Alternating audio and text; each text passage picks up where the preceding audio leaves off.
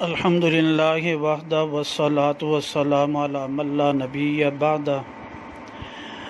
تعویذات کی شرعی حیثیت کے بارے میں ایک اور مسئلہ ہے۔ کیا آیات قرآنی دعائے ماثورہ کو گلے میں ڈالنا جائز ہے کہ ناجائز ہے؟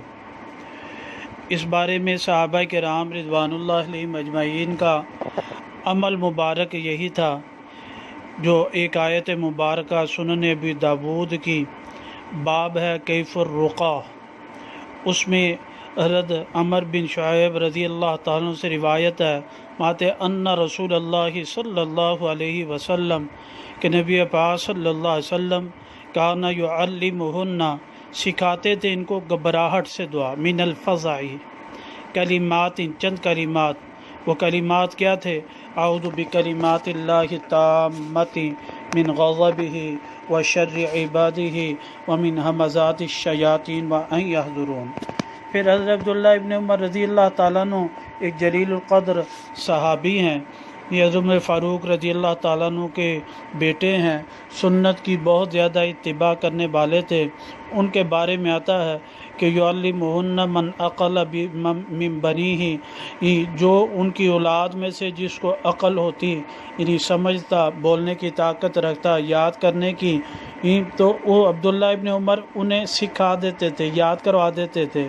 ومن لم یعقل، اور جس کو عقل نہ ہوتی یعنی چھوٹا ہوتا، کتبہ، تو آپ اسے لکھوا دیتے تھے، فاعلقہ علیہ، اور پس اس کو پھر اس کے گلے میں ڈال دیتے تھے۔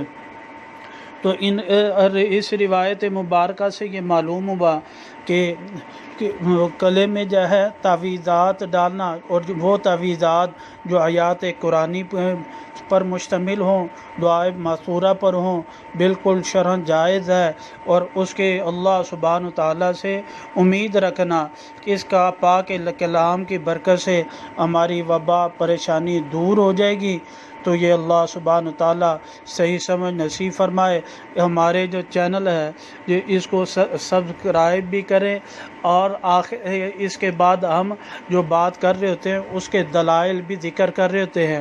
علامہ عینی رحمہ اللہ کی عمدۃ القاری سے بھی حوالہ پیش کر رہے ہیں، مرقات المفاتیح سے بھی۔ اللہ سبحانہ تعالیٰ صحیح سمجھ عمل کی توفیق نصیب فرمائے۔ الحمدللہ